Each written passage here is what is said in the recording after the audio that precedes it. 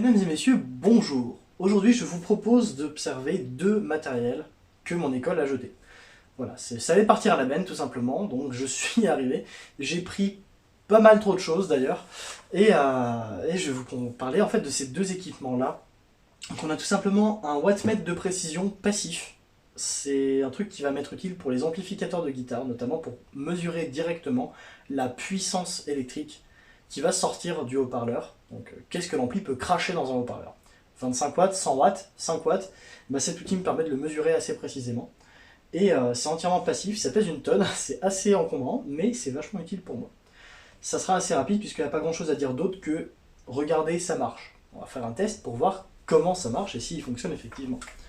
Le deuxième équipement est assez intéressant et je vais vous proposer d'analyser le schéma avec.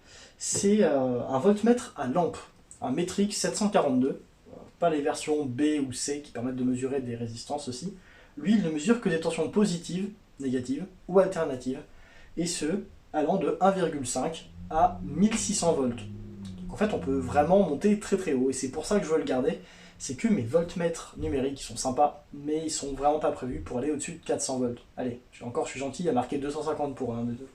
Donc ce petit équipement me permettrait de mesurer des grandes tensions assez facilement, notamment dans des amplis à lampe. Pourquoi pas?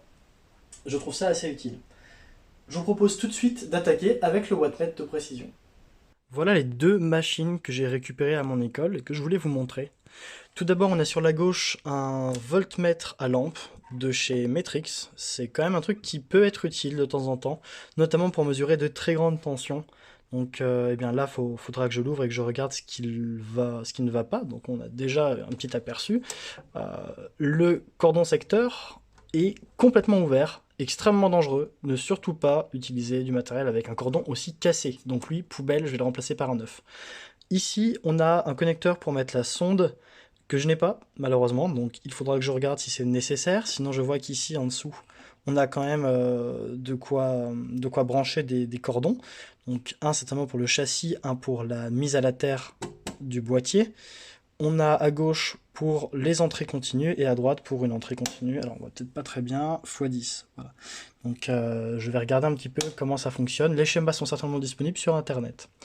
À droite, on a un wattmètre de précision qui sert autant en monophasé qu'en triphasé. Donc ça, c'est le truc dont on peut se servir pour contrôler la puissance d'un secteur, par exemple, ce qu'on peut sortir dans une charge dans un secteur. C'était ce pourquoi c'était certainement utilisé à l'origine.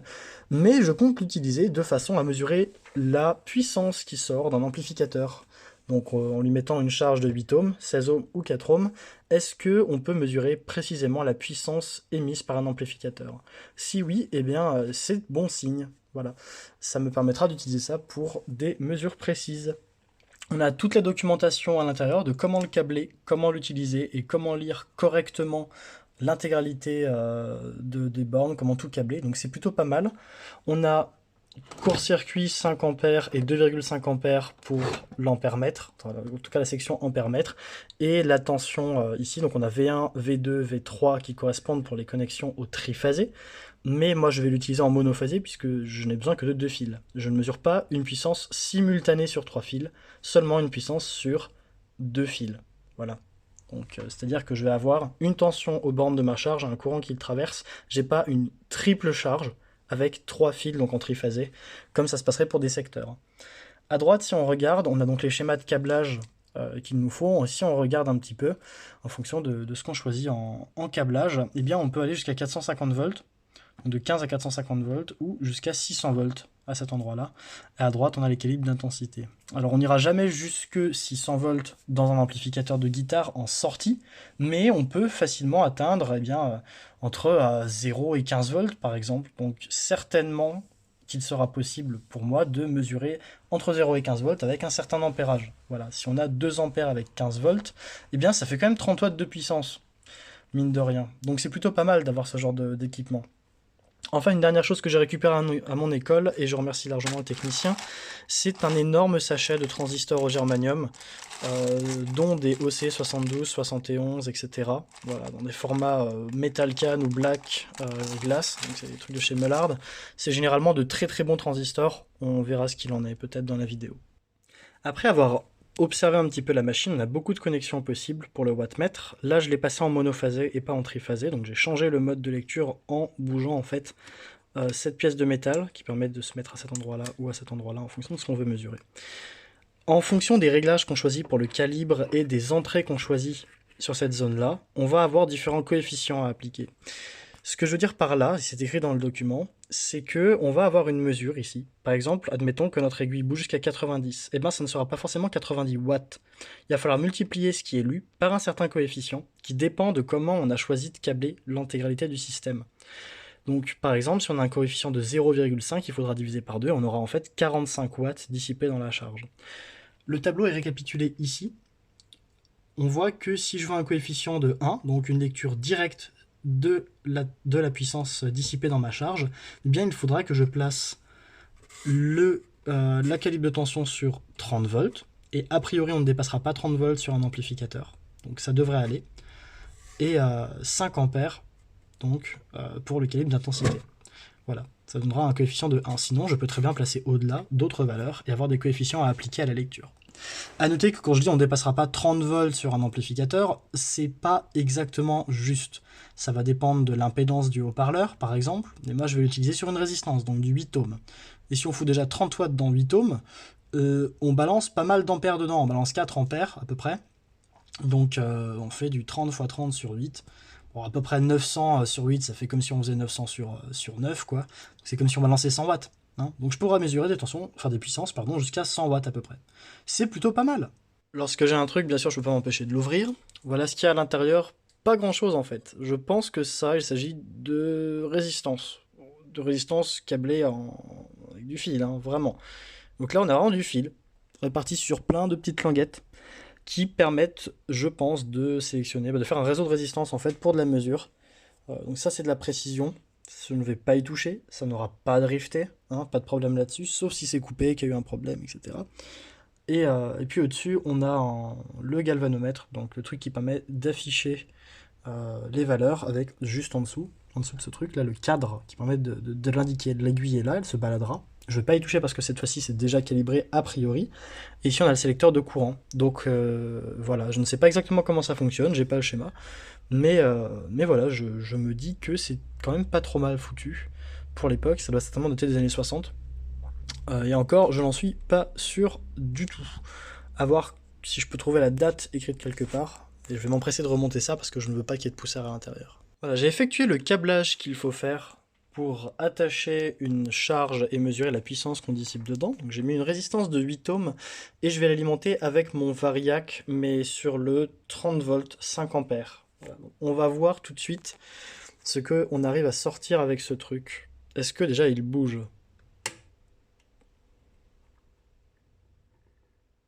Ouais. Ouais, il se déplace. Donc, comme je vous l'ai dit, j'ai décidé de le brancher sur 30 volts 5 ampères. Donc, c'est ce que j'ai là, hein, 5 ampères ici, et 30 volts de mesure de tension. Donc, on obtient un résultat. La question c'est, est-il fiable ? Qu'est-ce que je peux en dire ? Et pour ça, je vais rattacher en plus un voltmètre aux bornes de ma résistance pour savoir quelle tension s'y trouve. J'ai donc attaché ce petit voltmètre directement à ma résistance, et on va faire un test très très simple. Alors je vais juste voir si ça va, c'est pas très chaud. On va mettre 8 volts aux bornes de notre résistance. Pourquoi ? Parce que 8 volts x 8 volts sur 8 ohms, eh ben ça fait 8 watts. C'est facile à retenir. Voilà, donc on va mesurer si notre voltmètre déjà mesure 8 volts. Voilà, donc on est en volt alternatif, c'est du RMS. Je monte tout doucement mon variac. On va essayer de le mettre le plus proche possible de 8 volts. Hop, je baisse un petit peu, voilà, ça me semble pas trop mal, j'aurais du mal à faire mieux.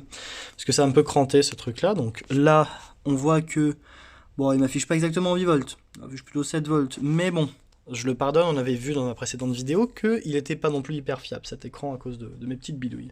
Là notre résistance dissipe 8 ohms, d'ailleurs elle commence à se tiédir, elle est prévue pour dissiper 50 ohms, elle dissipe 8 watts, elle est prévue pour en dissiper 50, donc elle ne devrait pas brûler même sans dissipateur avec elle. Et on remarque que notre petit wattmètre de précision affiche un magnifique 8 ohms. Donc on peut se dire, Super, c'est vraiment cool, il a l'air de fonctionner. Alors maintenant, est-ce que je peux le pousser un petit peu plus? Cette fois-ci, je suis à peu près à 14 volts dans ma résistance et il m'affiche 25 watts environ. Comme ma résistance est en train de dissiper de la chaleur, je la baisse et on avait 14 volts. Alors maintenant, je vais utiliser Google pour afficher la puissance dissipée dans une charge de 8 ohms lorsque on a 14 volts et vous voyez qu'on a 24 volts 5, ce qui correspond aux 25 watts, pardon, 24 watts 5, donc 25 watts à peu près de puissance dissipée. On peut donc supposer que ce wattmètre est absolument parfait pour les calculs que l'on veut faire, et vous venez de voir mon doigt sur la gauche de l'écran, félicitations. Donc ce truc-là va me permettre vraiment de bien mesurer ce qui sort d'un ampli de puissance. C'est plutôt cool, je vais pouvoir mesurer la puissance dissipée de mes amplis dans une charge et donc vérifier lorsqu'un ampli affiche je veux dissiper 6 watts, est-ce qu'il le fait vraiment. Le seul inconvénient, c'est que c'est un énorme bordel en câblage.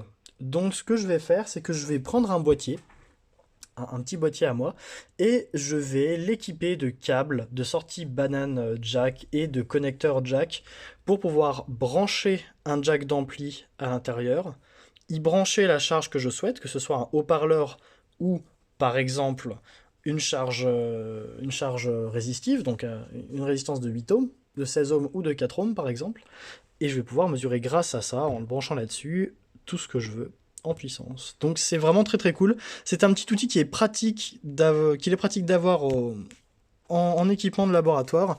Alors il est bien sûr massif, hein, c'est quand même énorme comme truc. Il va dissiper de la chaleur lui aussi puisqu'il a des résistances de mesure à l'intérieur, mais c'est un truc qui me tiendra certainement plusieurs dizaines d'années. Passons maintenant à ce magnifique lampmètre, pardon, voltmètre à lampe, rien à voir, hein, de chez Metrix à Annecy en France. J'ai vu qu'une page Instagram s'appelait, je crois, Metrix Lab, un truc comme ça, ou le Metrix Museum, c'est ça, Metrix Museum. Cherchez ça sur Instagram. C'est certainement un ou deux passionnés de Metrix, la marque française, qui récoltent toutes les informations possibles sur cette marque. Et je suis sûr et certain que si je leur demande, ils auront les schémas de ce truc-là, pour pouvoir le réparer, le remettre en état. Donc l'état extérieur est correct. Franchement, la façade avant est très très propre. Aucun pet, rien. Bon, l'alimentation, faut la changer. Et la anse est quand même pas mal abîmée, ce qui prouve qu'elle a été utilisée pendant un moment. Là, c'est bourré de poussière. Je vais dépoussiérer ça un bon coup. Et il va falloir que je l'ouvre afin de voir à l'intérieur ce qui va ou ne va pas et que je reconnecte un nouveau câble secteur. Lorsqu'on retire le voltmètre, il arrive en fait en retirant la façade après avoir enlevé les 4 vis et on obtient ce magnifique montage. Donc on a un transformateur d'alimentation qui est en excellent état.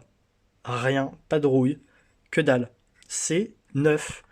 Les lampes sont certainement d'origine ici. On a donc une 12 AT7 de chez Milliwatt Dario, donc une ECC 81. Derrière, on a une Bellevue 6BX4, qui est certainement encore bonne.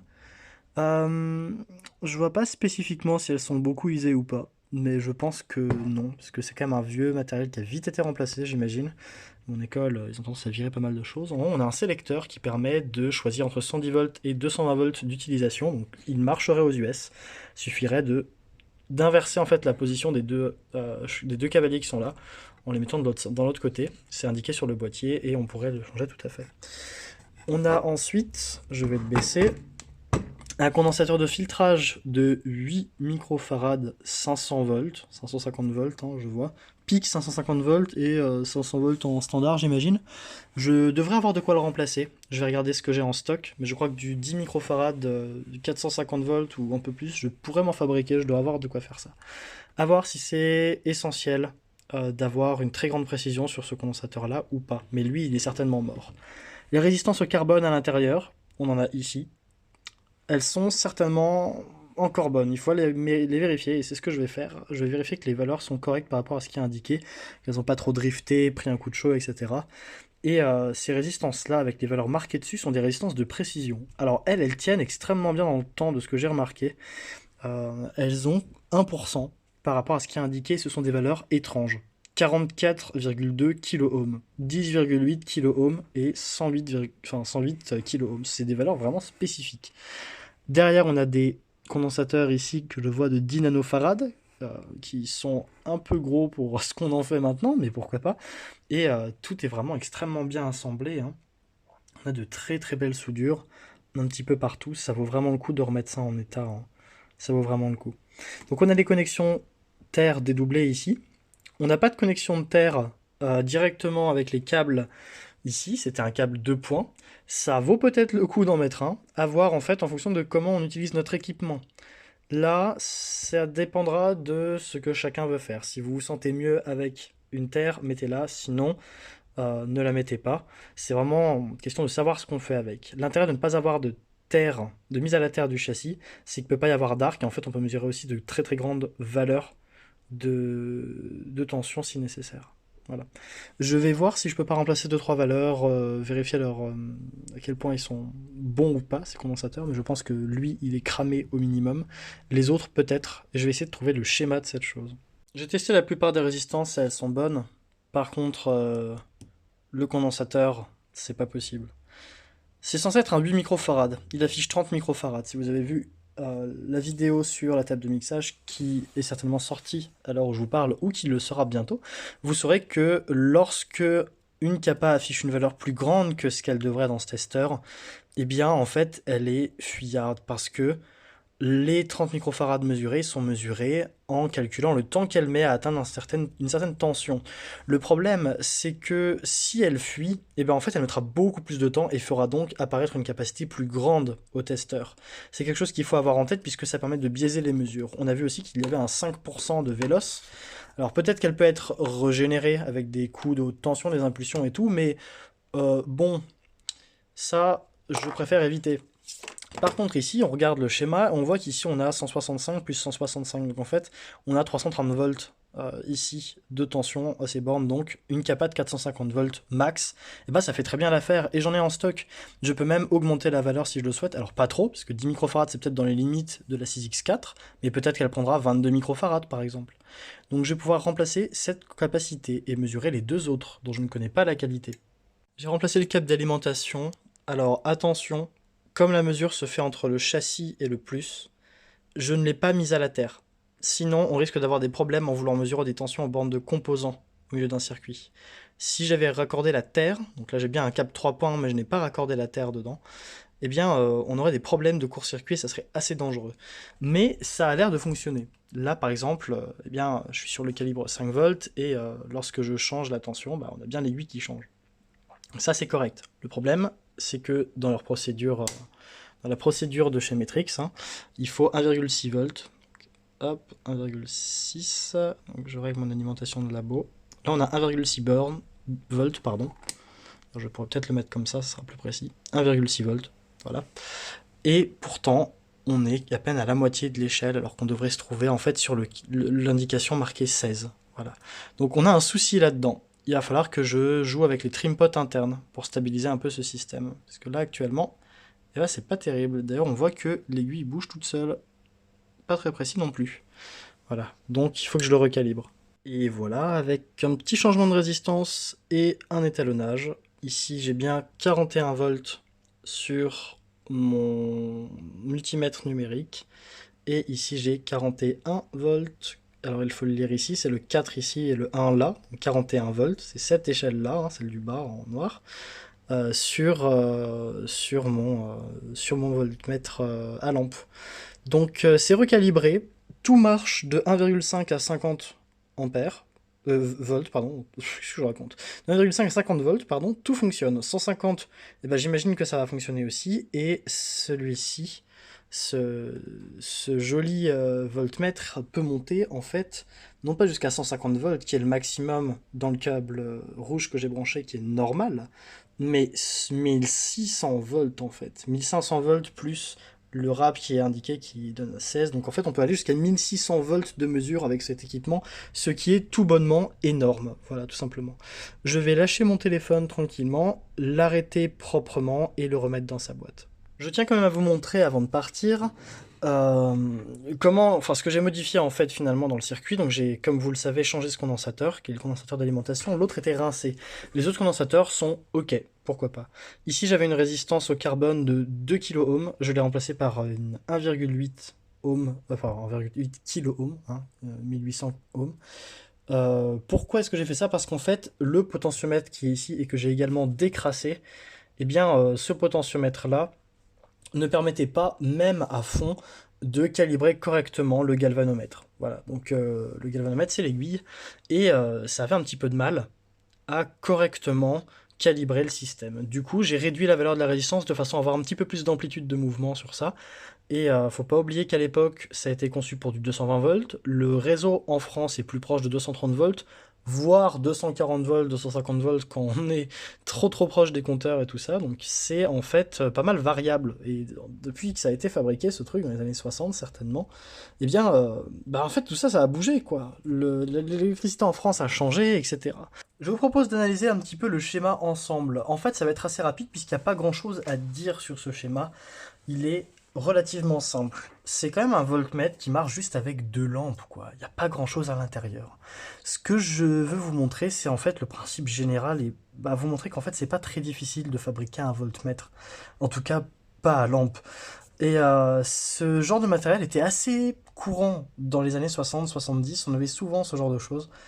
Donc je vais vous montrer un petit peu comment ça fonctionne. Tout ça, je l'ai récupéré depuis le site DocTSF, hein, qui est plutôt pas mal et qui contenait ce document. Pas facile à trouver, mais bon, je l'ai eu. Tant mieux d'ailleurs, puisqu'on va pouvoir l'analyser ensemble. Ici, on a toute la section à droite d'alimentation. Ça a l'air un petit peu compliqué, mais en fait, on a juste l'interrupteur de mise sous tension. Ça, il s'agit des cavaliers qui permettent de sélectionner entre 110 et 220 volts. Et là, on a le gros transformateur d'alimentation. Juste après, on a deux secondaires qui existent, hein, le secondaire 270 volts et le secondaire 6,3 volts. Donc vous vous doutez peut-être que le 6,3 volts sert, oui, tout simplement à alimenter la lampe d'indication on-off qui n'est pas présente sur mon modèle, je n'en ai pas dessus, assez étonnant d'ailleurs, et surtout une 6X4, donc 6BX4, c'est ce que j'ai moi dans mon truc, c'est une lampe de rectification. Elle est montée en fait avec les deux anodes en parallèle et c'est un peu comme si on avait une simple diode avec un condensateur de filtrage, comme ceci. Voilà. C'est exactement comme si on avait ce circuit-là, sauf que à la place, on utilise une lampe, une double diode de rectification qui est de pas de très grande puissance d'ailleurs, mais qui est suffisante pour sortir la dizaine de milliampères nécessaires à la lampe. Il n'y a pas grand-chose de nécessaire là-dedans en fait pour faire fonctionner tout ça. On a ensuite le condensateur de filtrage, 10 microfarads que j'ai remplacé moi par un 22 microfarads pour encore plus atténuer la ronflette qui pourrait apparaître. Puis un espèce de drôle de système ici avec pas mal de résistance. On voit qu'il y a un trim pot ici, réglable. C'est assez étrange. Alors pourquoi est-ce qu'on a tout ce système? Eh bien en fait, la tension qui est générée dans notre circuit ici à partir de 270 volts, là on a 270 volts RMS, ça en tout cas c'est à l'origine, on est censé avoir entre ces deux bornes une tension d'environ 330 volts. Voilà, 330 volts continu. C'est ce qu'on est censé avoir en tout cas. Et bien en fait, l'intégralité de cette tension est flottante. Comme on a une isolation galvanique avec le transformateur, c'est complètement isolé. Si je fous mes doigts là, je prends rien. Si je fous mes doigts là, je prends rien. Si je fais ça, je m'électrocute. En théorie, c'est un peu comme ça que ça marche. Ne le faites pas à la maison, n'essayez pas de mettre en pratique ce que je viens de dire, c'est pour l'exemple. Hein, on fait attention avec la haute tension. Je ne suis pas responsable en cas de problème, je préfère le préciser tout de suite. On a donc 330 volts entre ces deux points. Mais rien ne nous empêche en fait de dire que ici, en mettant juste un simple pont diviseur, et en connectant ce point-là au châssis, on pourrait tout simplement décider d'avoir 165 volts ici, et moins 165 volts ici.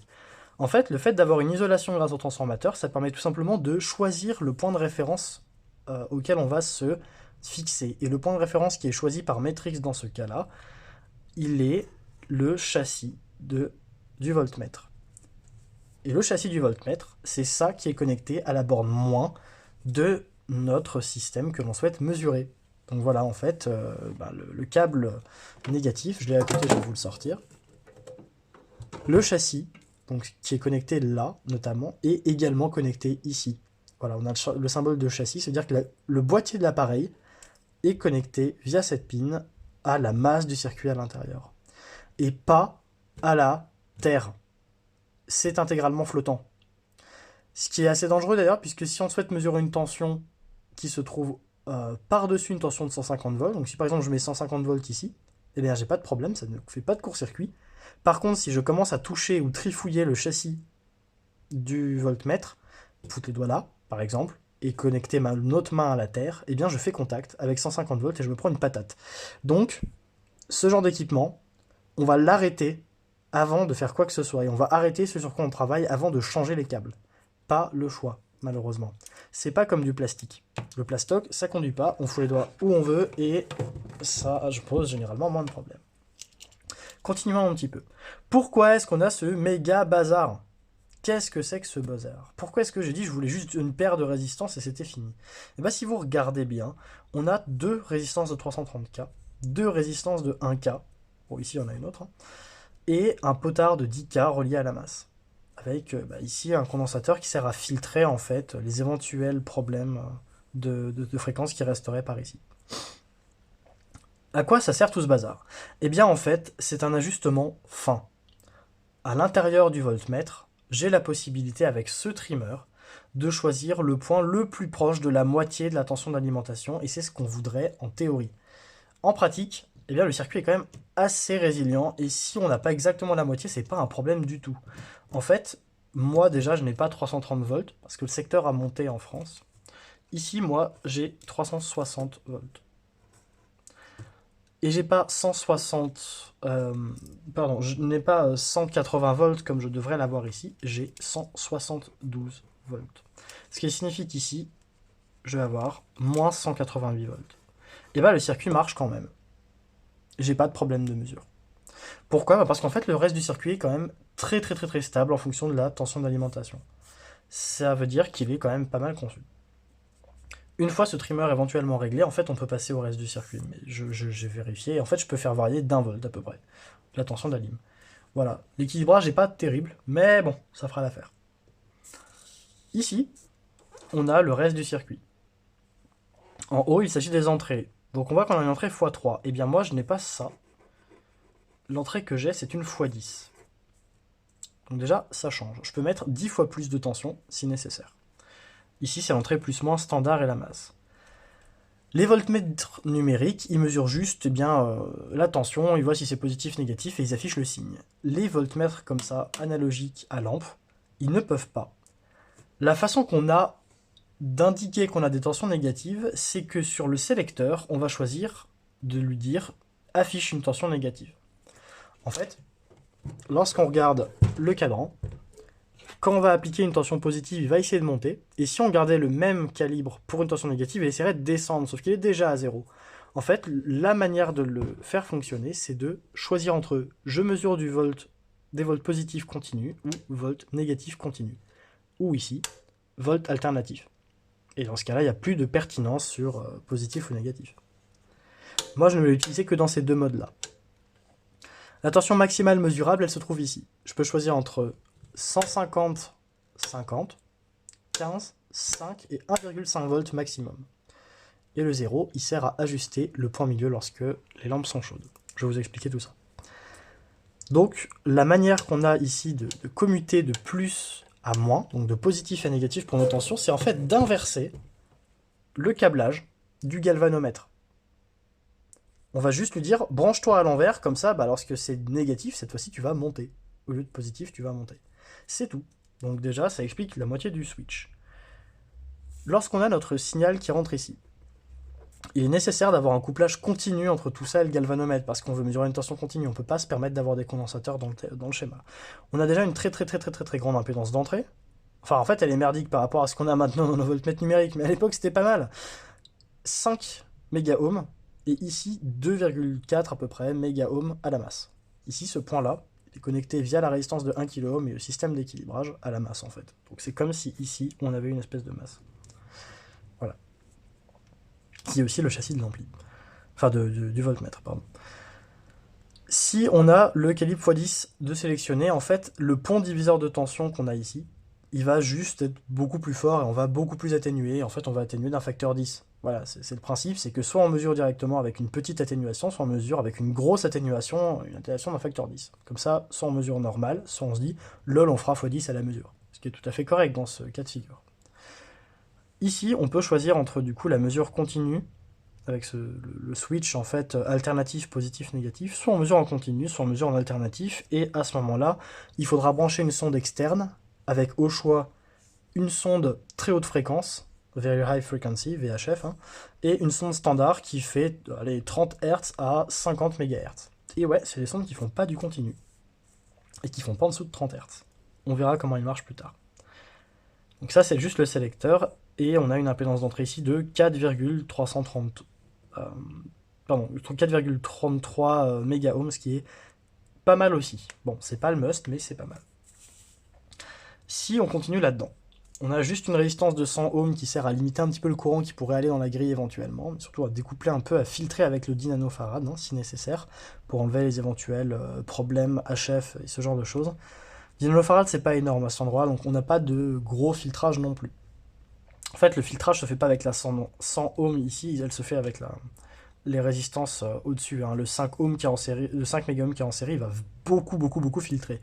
Et ici, on a la sonde connectée quasiment en direct, mais vous verrez qu'elle a aussi des résistances assez élevées pour filtrer justement le signal. Donc la fréquence de coupure, ça va retirer toutes les ronflettes et ce genre de choses. On arrive dans une 12AT7 qui, de l'autre côté, à sa grille à la masse, fait une résistance de 10 mégaohms, qui est alimentée directement sur son anode par la tension positive d'Alim, et dans la cathode passant dans une espèce de tout un gros circuit là, mais globalement il faut se dire que c'est juste deux résistances de 47 kΩ.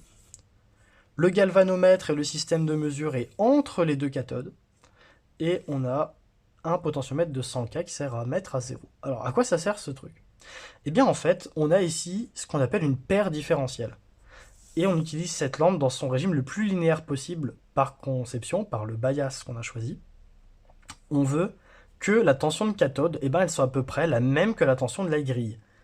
Alors lorsqu'on a une différence là, en fait, on voudrait juste qu'elle se répercute ici, de manière au moins proportionnelle. Cette lampe, on pourrait la représenter avec des transistors, comme deux transistors, avec ici la lime, de NPN, hein, qui auraient chacun leur résistance ici, à la masse. Et en fait, on vient mesurer la tension qu'il y a entre les deux. Donc, les transistors, vous savez qu'on a une chute de tension ici. Voilà, là, on a à peu près 0,7 volts. Là, à peu près pareil. Et si les transistors sont matchés et qu'ils ont les mêmes caractéristiques, eh bien, en fait, on va avoir un fonctionnement complètement symétrique. Ce qui fait que lorsqu'on a 0 volts de part et d'autre, eh bien, on a vraiment 0 volts de là à là. Donc, en fait, on n'a pas de courant qui peut passer puisqu'il n'y a pas de différence de tension. On a vraiment 0 volts à cet endroit-là. Si on monte un peu un transistor, eh bien, en fait, on va avoir linéairement la même montée à cet endroit-là. Si on monte d'1,6 volts, on montera d'1,6 volts ici. Et du coup, on aura 1,6 volts là, 0, donc une tension d'1,6 volts qui apparaît. Qu'est-ce qui se passe? Eh bien, un courant s'établit dans le galvanomètre et lui va changer son aiguille de façon à afficher une certaine valeur. Et plus la valeur de tension appliquée est grande, une fois calibrée, plus on va pouvoir mesurer des valeurs élevées. Plus ça va bouger. Le système de switch pour le range, hein, les différentes tensions maximales admissibles, les différentes tensions maximales, eh bien, il va juste sélectionner des résistances série qui permettent de ne pas saturer le galvanomètre trop. Bien sûr que si on le met sur le calibre 1,5 volts et qu'on lui met 150 volts, eh bien, on va claquer certainement le galvanomètre, voire la résistance qu'il y a avec. Donc, il faut faire attention. Ici, le fait de sélectionner des résistances en série de plus en plus élevées et de précision, parce qu'il faut vraiment les bonnes valeurs hein, pour limiter le courant, ça permet d'avoir un galvanomètre précisément calibré de façon à afficher les bonnes valeurs par rapport à ce qu'on a sur le cadran. Et oui, le cadran, c'est juste une vieille feuille en plastique, enfin en plastique, en papier, en ce que vous voulez. Vous pouvez en fabriquer chez vous. Hein. Vous pouvez imprimer une feuille de galvanomètre pour l'indiquer, juste un cadran en fait. Et il faut avoir le bon mouvement de l'aiguille pour avoir les bonnes valeurs de tension. Donc en fait, si vous regardez sur le galvanomètre que j'ai ici,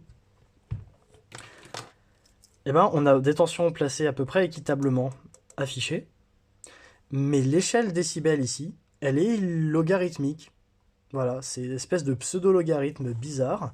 Et ça a été choisi parce que l'aiguille de ce modèle, lorsqu'ils ont fait leur test, elle s'affichait là quand il y avait 0 dB, là quand il y avait 2 dB, là quand il y avait 4 dB. Ils ont juste fait équitablement de part et d'autre pour combler. Mais ils ont vraiment dû mesurer la position de l'aiguille pour chacune des valeurs.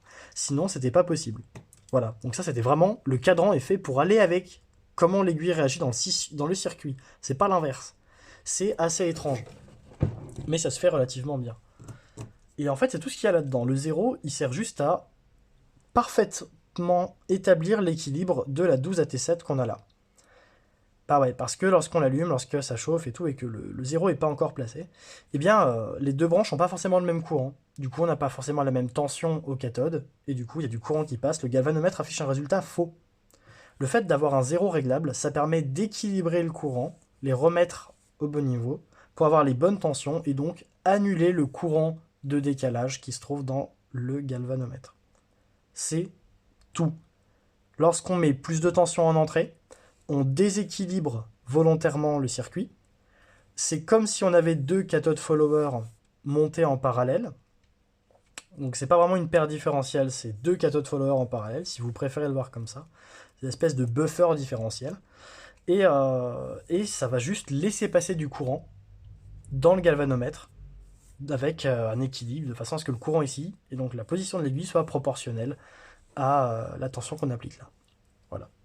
Merci encore d'avoir regardé cette vidéo, n'hésitez pas à vous abonner si ce contenu vous a plu, à partager la vidéo si vous connaissez des personnes qui sont un petit peu intéressées par le matériel ancien, l'électronique de façon générale en fait, les lampes aussi, pourquoi pas. N'hésitez pas à soutenir le projet, bien sûr, en partageant ça sur Facebook, ce genre de choses, en parler à vos amis. Donc l'objectif, c'est vraiment d'avoir une chaîne pédagogique qui vous explique des trucs sympas et qui vous montre du vieux matos auquel on n'a pas forcément tous accès. Et c'est cool, dans l'idée. Merci encore et bonne journée à vous.